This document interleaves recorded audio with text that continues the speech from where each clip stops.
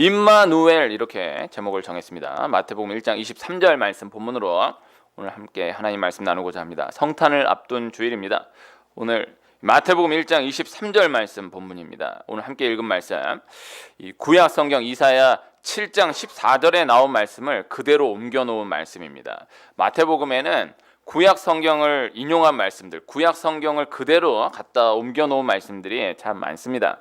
수백 년 전에, 이미 수백 년 이후의 말씀들을 그대로 예언해 놓은 것입니다. 마태복음에서는 그 말씀들이, 수백 년 전 그 말씀들이 구체적으로 하나하나 이루어져 가는 것을 볼 수 있는 거예요. 성경을 그렇게 연결해서 보면 참 재미있습니다. 이때 말씀해 놓은 말씀이 이때 이렇게 이루어지는 것을 보게 되는 경우가 많은 거예요.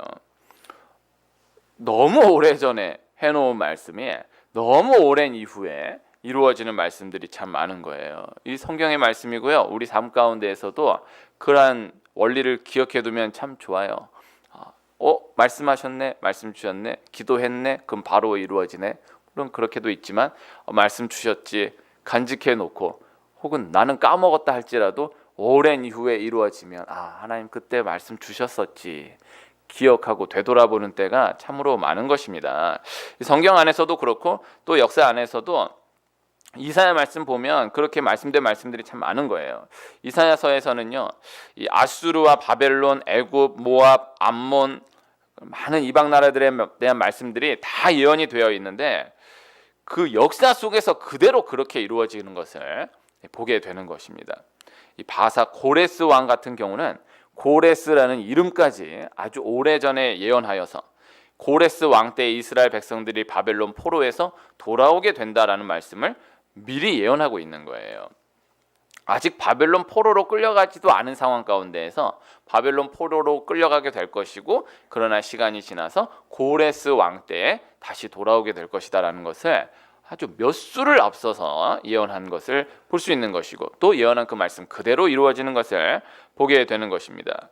이 모든 예언의 말씀들 다 중요한 말씀들이지만은 예수님에 대한 예언이 가장 중요한 것이죠. 오늘 말씀은 약혼은 했지만 아직 결혼 생활은 시작하지 않은 요셉에게 이 약혼자 마리아가 임신했다라는 소식을 듣고 이 요셉이 괴로워하고 있는 때에 천사가 전하여 준 말씀입니다. 선지자 이사야 때에 보라 처녀가 잉태하여 아들을 낳을 것이요 그의 이름을 임마누엘이라 하리라 했던 그 말씀이 마리아를 통해서 성취된 것이다 라는 것을 전하여 주고 있는 것이에요. 너무너무 놀랍고 너무너무 떨리는 말씀이 요셉에게 천사를 통하여서 전하여진 것이죠. 요셉이 그 말씀을 받아들입니다. 믿고 받아들입니다. 그래서 아직 결혼도 하지 않았는데 임신한 그 마리아가 성령으로 잉태된 것이다라는 것을 믿고 받아들여요. 그리고 마리아와의 결혼을 그대로 진행하는 거예요. 그리고 요셉과 마리아 이 가정을 통하여서 아주 오래전 예언되었던 하나님의 말씀이 실제적으로 이루어지게 된 것이죠. 임마누엘, 예수님을 믿지 않는 교회에 다니지 않는 사람들에게도 비교적 유명한 단어입니다. 임마누엘.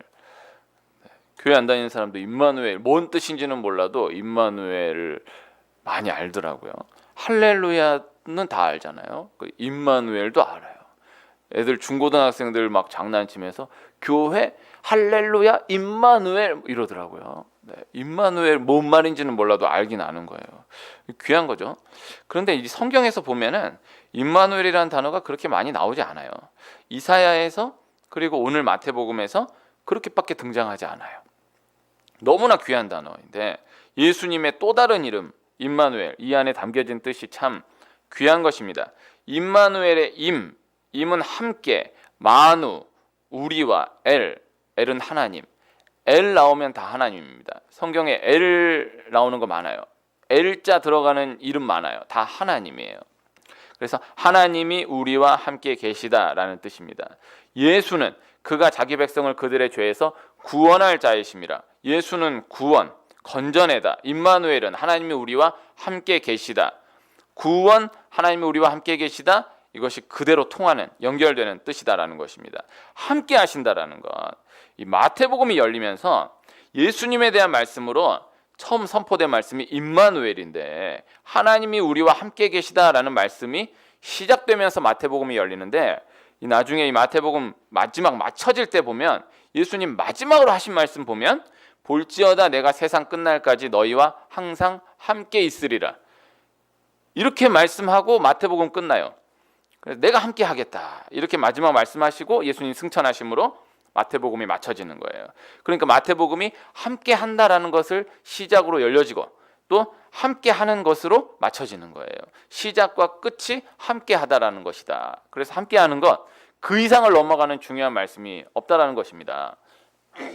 죄가 있는 사람이 건져지려면 죄가 없는 사람이 와야 하는 거예요.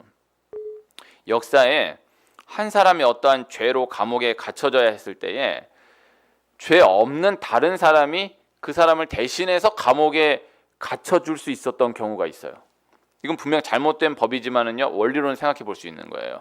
이 사람이 잘못했어요. 그런데 이 사람이 감옥에 가야 되는데 이 사람이 내가 대신 가겠다라는 거예요. 그러면 이 사람으로 들어가줘요.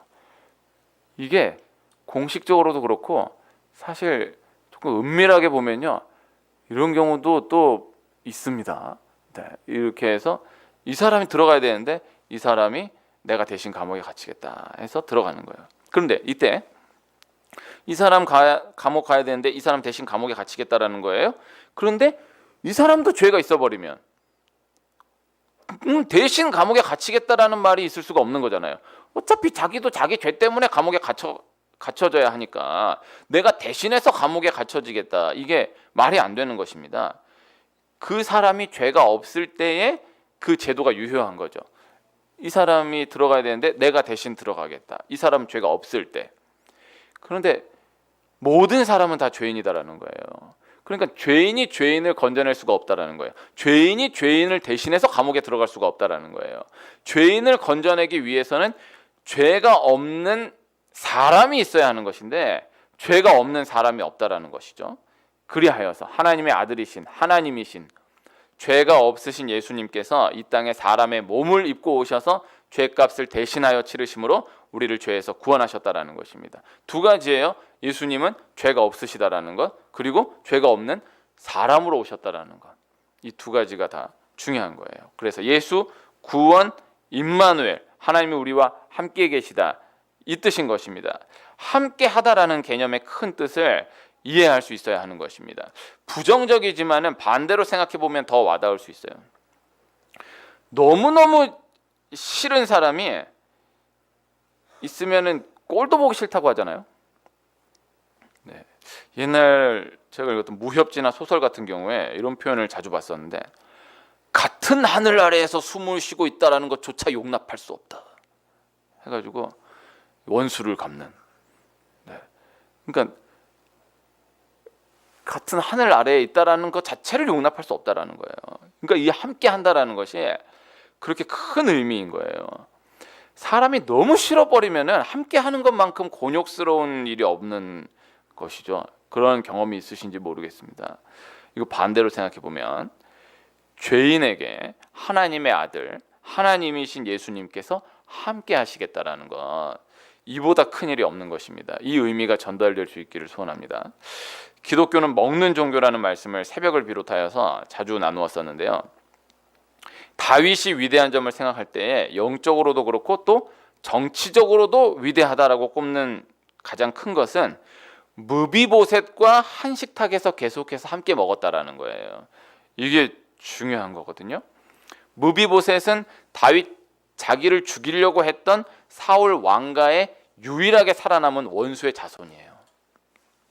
그러한 무비보셋을 다윗이 왕이 된 그 상황 가운데에 그저 살려두는 것만 해도 대단한 건데 함께 한식탁에서 계속해서 먹고 마셨다라는 거예요. 이거는요, 성경 이야기이기도 성경 이야기이지만요, 세상적인 관점에서도 이거는 상당히 이거 주목해서 보는 것입니다. 다윗이 성경 안에서도 그렇지만은 역사적으로도 참 어쨌든 간에 보통 사람 아니다, 범인은 아니다, 특이한 사람이다, 부정적으로 얘기해도 이렇게 보는 가장 큰 이유가 무비보셋과 한식탁에서 같이 먹었다라는 거예요. 그 문화 가운데서 생각해 볼 수 있어야 해요. 함께 하는 것이 큰 거예요. 함께 먹고 마시는 것이 큰 거예요. 이게 좋은 예는 역시 아니지만은 이 원리를 이해하기 위해서 생각해 보면 신분이 있었던 우리나라의 옛 역사에 양반과 상놈이 한 식탁에서 먹고 마신다라는 것은 생각조차 할 수 없는 거예요. 그러니까 뭐 그러면 안 되지 이게 아니라 아예 개념 자체가 없는 거예요. 양반하고 상놈은 한 식탁에서 먹을 수가 없어요.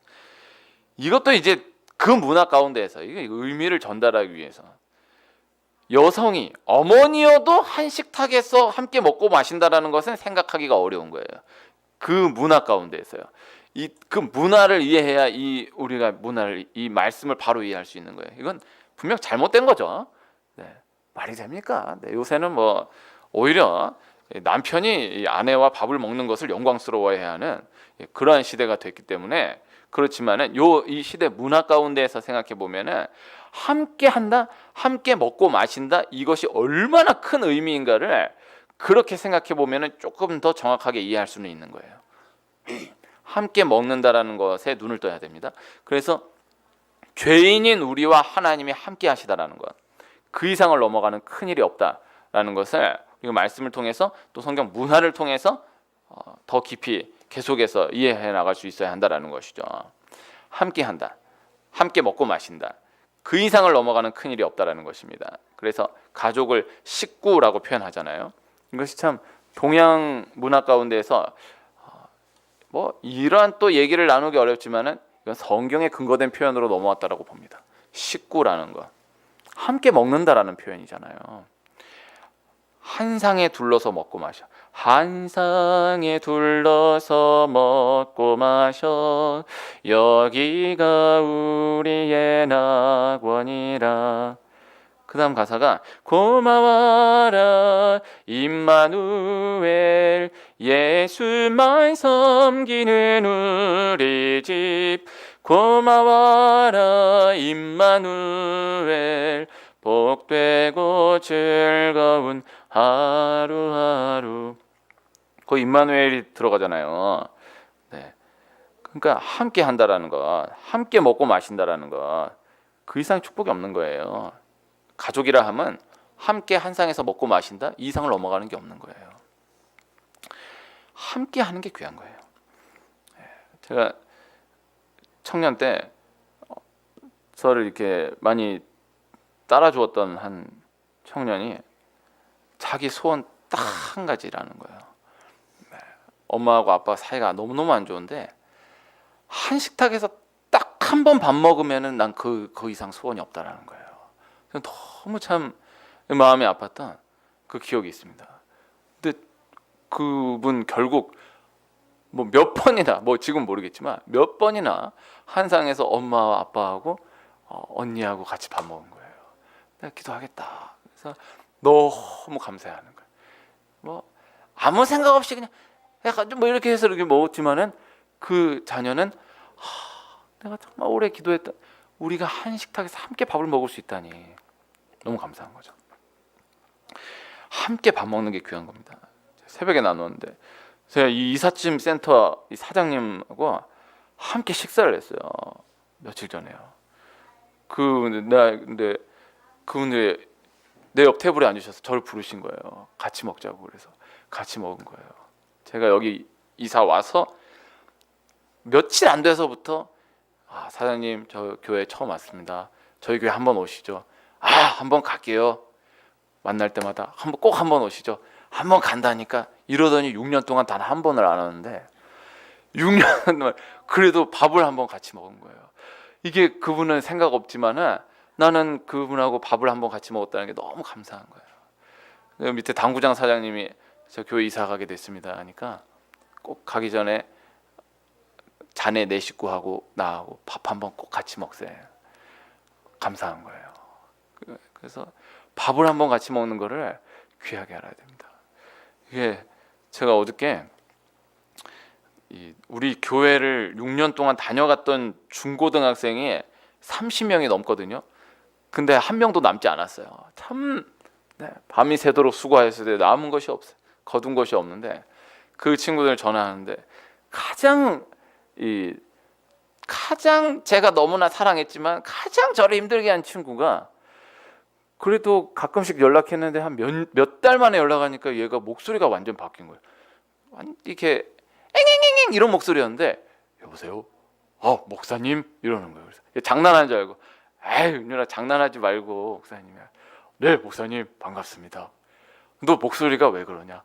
네 목사님 제가 목소리가 이렇게 됐습니다. 얘가 변성기가 늦게 와가지고 목소리 진짜 변한 거예요. 이게 난 장난인 줄 알았는데 한 30분을 넘게 통화하는데 진짜 이 목소리인 거예요.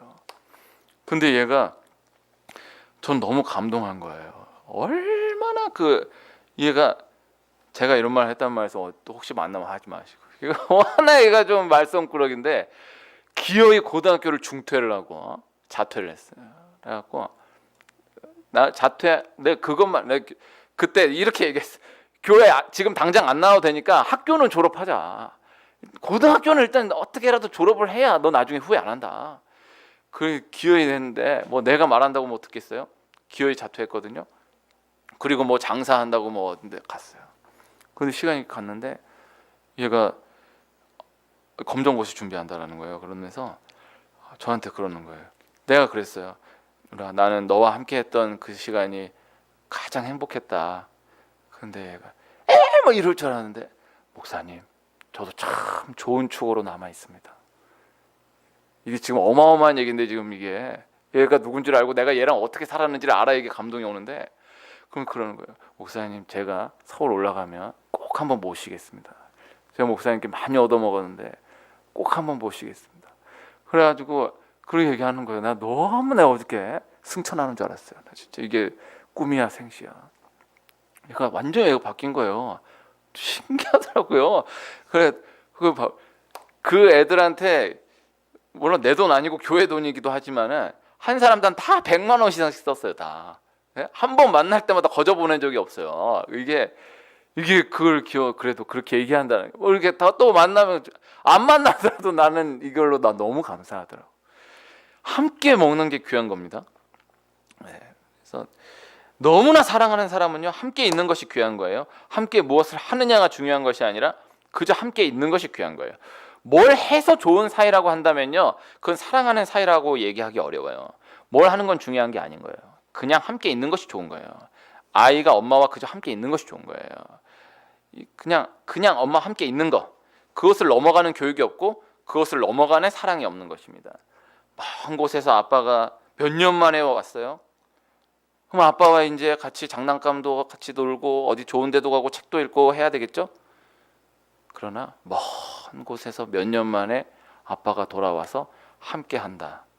함께 한다라는 그 자체를 그 이상을 넘어가는 것이 없는 거예요.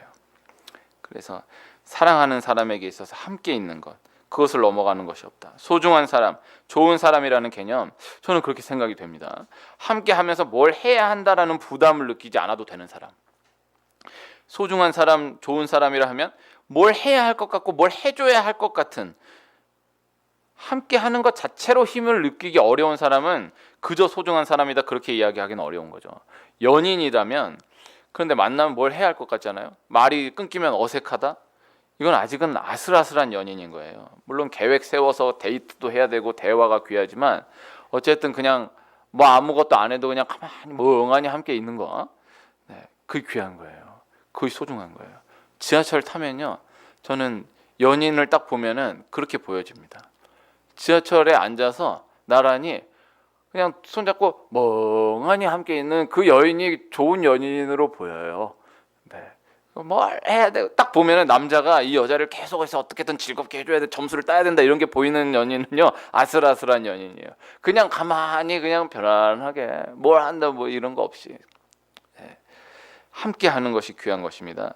예수님 12제자를 부르시고 12제자로 키워내시는 데 있어서 하신 가장 중요한 일은 가르치시고 수많은 기적들을 보여주시고 또 파송하여 훈련시키시고 다 중요하지만 성경에서 가장 중요한 초점을 두고 말씀하고 있는 것은 3년 동안 함께 하셨다라는 것. 3년 동안 함께 먹고 자고 하셨다라는 것. 뭘 가르치고 뭘 보이시고 어떤 훈련시키시고 다 중요하지만은 그저 함께 하셨다라는 것, 그것이 가장 중요한 것이다. 그래서 제자들이 다른 사람들과 구별되는 가장 큰 이유는 3년 동안 예수님과 함께 했다라는 것. 뭘 했다라는 게 중요한 게 아니고 함께 했다라는 것. 교회는 가정은 함께 하는 것이 가장 큰 것이다. 이것이 가장 중요한 것이다. 그래서 오늘 교회 와서 뭔 말씀 들었다, 뭐 봉사했다 다 중요하지만은 교회는 그저 와서 함께 했다. 이 자체가 중요한 것이다. 이것을 잊으면 안 되는 거예요. 하나님 늘 함께 하십니다. 그러나 죄인인 우리가 그것을 늘 잊게 되는 거예요. 교회 함께함으로 하나님 나와 함께 하시다, 함께하고 계시다라는 것을 기억하는 것입니다. 오늘 교회 다녀가죠. 은혜 받으시기를 축복합니다. 그러나 오늘도 함께 했다라는 것이 가장 귀한 것이다. 온라인으로 함께 한다, 말씀에 큰 은혜가 있기를 축복합니다만은 그러나 그렇게나마 함께 했다라는 것이 귀한 거예요. 그래서 온라인으로 유튜브로 예배한다고 해서 인기 있는 교회 영상 보고 이런 일이 많아요. 전 나쁘다고 생각하지 않습니다. 그러나 이게 내가 함께하는 교회에 함께하는 것, 이것이 중요한 거예요. 그럴 수 있잖아요. 어차피 뭐 유튜브로 온라인으로 예배 드리면은 그냥 인기 좋은 말씀, 정말 은혜되는 말씀 골라 듣지. 지금 이렇게 가고 있거든요. 그렇지 않아요. 내가 함께하는, 내가 소속된 뭐 은혜 안 되는 말씀이라도 그 말씀을 듣는, 그렇게 함께하는 것이 중요한 거예요. 당신은 사랑받기 위해 태어난 사람이라는 찬양 가사, 가장 중요한 대목은 당신이 이 세상에 존재함으로 인해 우리에게 얼마나 큰 기쁨이 되는지. 그래서 뭘 해서 소중한 것이 아니고, 뭐가 있어서 소중한 것이 아니고, 그저 함께 한다라는 것, 존재한다라는 것, 그것이 소중한 것이다 라는 것입니다. 하나님이 우리와 함께 계신다, 이 한 걸음만 더 생각해 보면요, 하나님만이 우리와 함께 계신다라는 뜻이에요. 그래서 항상 끝까지 함께 하시는 분은 하나님밖에 없다라는 거예요. 부모가 자녀와 함께 하지만 그러나 항상 끝까지 함께 해줄 수는 없는 거예요. 항상 끝까지 함께 하시는 분은 오직 하나님밖에 없다라는 것이죠. 이거 꽤 오래된 이야기인데, 제가 임마누엘, 하나님 우리와 함께 계시다라는 말씀이 조금 더 기억되어 전달되기를 바라면서 나누면, 제가 은찬이, 은빈이와 저와 셋이서 왕십리 이마트에 간 적이 있습니다. 저희 애들도 이제 머리가 커가지고 설교 중에 지들 얘기하지 말라 그래가지고 참 고민인데, 뭐 목사가 자기에게 너무 하는 것도 안 좋지만 그래도 이렇게 하면은 조금 더 전달될 수 있어요. 그 왕십리 이마트 푸드 코트에서 이 밥을 먹기로 하고 이제 고르고 이제 계산을 하는데, 얘가 옆에서 에스컬레이터를 밖으로 탄 거예요. 이게 에스컬레이터가 이렇게 있으면 여기 타야 되잖아요. 근데 이쪽에서 이거를 잡았는데 이거를 타고 올라간 거예요. 여기 대롱대롱 매달려 가지고. 그래서 저 계산하고 있는데 옆에서 아빠 도와줘 그러는데 딱 보니까 얘가 이렇게 올라가고 있는 거, 하늘로. 그래가지고 이게 뭐냐, 그래서 너무 아찔한데, 그래가지고 이렇게 가가지고 하는데 그 위에서 한 분이 그 완전히 매달려 있는 애를 잡아줬어요. 그래고 건져냈어. 그래 내가 너무 당황해. 이 새끼 막 때리고 이렇게 해서 칵 안아준 다음에, 그 다음에 요 반대편 내려가니까 세상에 거기 푸드코트 한 20-30명이 보려고 쫙 모여. 내가 얘를 안고 내려가는데 졸지에 왕십리 대스타가 됐어요, 제가. 그래가지고 야, 근데 얘가 딱 하는 말, 아빠 이거 엄마한테 얘기할 거야? 엄마한테 얘기하면 나도 혼나고 아빠도 혼날 것 같은데. 그래 내가 고민하다가, 그래서 이게 너무 큰일이라 이거. 또 한 번은, 이것도 은찬이, 은빈이하고 저하고 셋이 집에 있는데, 저하고 애들하고 셋이 같이 있는 시간이 그렇게 많지 않거든요. 아내하고 셋이 같이 있는 시간에 10분의 1도 안 될 텐데, 참 그래, 아빠가 애를 보면 안 되나 봐요. 그래서 근데 애들 둘이 2층 침대를 그때 이사 갈 때 기어이 사달라 그래서 중고로 해가지고 사놨어요. 2층 침대에서 놀다가 은찬이, 은빈이를 밀어. 은빈이가 뒤로 떨어져가지고 2층에서 떨어지고 머리를 박아가지고 떨어졌어요. 근데 딱 봤는데 그 막 우는 애를 뭐 이거 없어, 이거를 안고 응급실로 가는데, 근데 엑스레이 찍고 그랬는데 애가 괜찮아. 그런데 어쨌든 봐야 될 거라. 근데 이것도 벌써 꽤 많이 시간이 갔는데 아직까지도 무사한 걸 보면은, 무사한 거 내가 지금도 신기해요 그게. 근데 애기라서 그런 거 같긴 해요. 분명히 머리로 떨어졌거든요. 지 키보다 몇 배가 높은데. 그래서 바로 2층 침대 그거 해체시키고. 이게 참 이런 일들이 몇 번 있었어요, 누구 말고도. 근데 제가 참 저랑 할 말이 없는 거예요, 제가. 제가 부족하기도 하겠지만은 어쨌든 하나님이 함께 하셔야 한다. 하나님 지켜주셔야 돼요. 하나님 보호해 주셔야 되는 것입니다. 사람이 함께함으로 지켜줄 수가 없는 거예요. 임마누엘, 하나님이 우리와 함께 계시다. 하나님이 우리 한 분 한 분과 함께 하십니다. 이 하나님 모든 복이 다 담겨져 있다는 말씀을 전달해드리고, 이 성탄 앞둔 주일 임마누엘의 축복, 하나님이 함께 하신다라는, 함께 하심의 축복이 있기를 축복하고, 하나님이 함께 하신다라는 한 가지가 기억되는 성탄이 되시기를 축원합니다. 기도하겠습니다. 하나님 아버지 감사합니다. 임마누엘, 하나님이 우리와 함께 계십니다. 하나님이 우리 한 분 한 분과 함께 하십니다. 그 하나를 넘어가는 축복이 없고 그 하나가 모든 것을 승리한다라는 것을 구체적인 축복으로 현장 가운데 증거받는 귀한 은혜가 있게 허락하여 주시옵소서. 예수님의 이름으로 기도합니다. 아멘.